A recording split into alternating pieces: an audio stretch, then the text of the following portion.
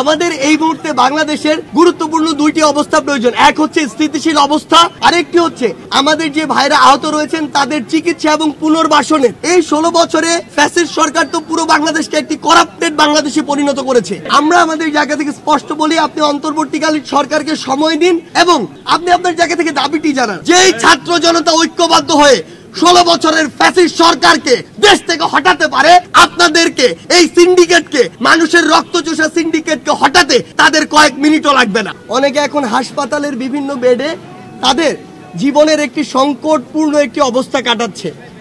আমরা আমাদের জায়গা থেকে বিশ্বাস করি এই ভাইরা যদি রাজপথে নেমে তাদের জীবনের ঝুঁকি নিয়ে এই বুকটি পেতে না দিতেন, আর কিছু সুযোগ সন্ধানী মানুষের মতো পিছিয়ে থাকতেন, ঘরে বসে থাকতেন, তাহলে কোনোদিন এই আন্দোলন সফল হতো না। এজন্য সবচেয়ে বড় ক্রেডিটটি আসলে তাদের, এবং তাদেরকে এই বাংলাদেশ চিরজীবন শ্রদ্ধার সাথে স্মরণ করবে। আমাদের এই মুহূর্তে বাংলাদেশের গুরুত্বপূর্ণ দুইটি অবস্থা প্রয়োজন। এক হচ্ছে স্থিতিশীল অবস্থা বাংলাদেশকে এগিয়ে নিয়ে যাওয়ার জন্য, আরেকটি হচ্ছে আমাদের যে ভাইরা আহত রয়েছেন তাদের চিকিৎসা এবং পুনর্বাসনের, কর্মসংস্থানের এই ব্যবস্থাটুকু করা। এখন সমস্যা যেটি হচ্ছে, আমাদের এই বাংলাদেশের মানুষদের মধ্যে আসলে আমরা নতুন করে দেখছি নতুন নতুন কিছু বৈশিষ্ট্য দেখা যাচ্ছে। বিগত 16 বছর ধরে যে মানুষরা একটি মাত্র কথা বলার সাহস করেনি, বিগত 53 বছরে যারা এই লুপ হোলগুলো নিয়ে রাস্তায় নামার খুব একটা সাহস করেনি, সেই মানুষগুলো একটি অন্তর্বর্তীকালীন সরকার গঠন হওয়ার সাথে সাথে চাচ্ছে 16 দিনের মধ্যে সব সমস্যার সমাধান হয়ে যাক। এবং এই মানুষগুলো তাদের ব্যক্তিগত কিংবা ছোট্ট একটি গোষ্ঠীগত উদ্দেশ্য বাস্তবায়নের জন্য রাজপথে নামছে, সচিবালয় থেকে শুরু করে বিভিন্ন প্রতিষ্ঠান ঘেরাও করছে।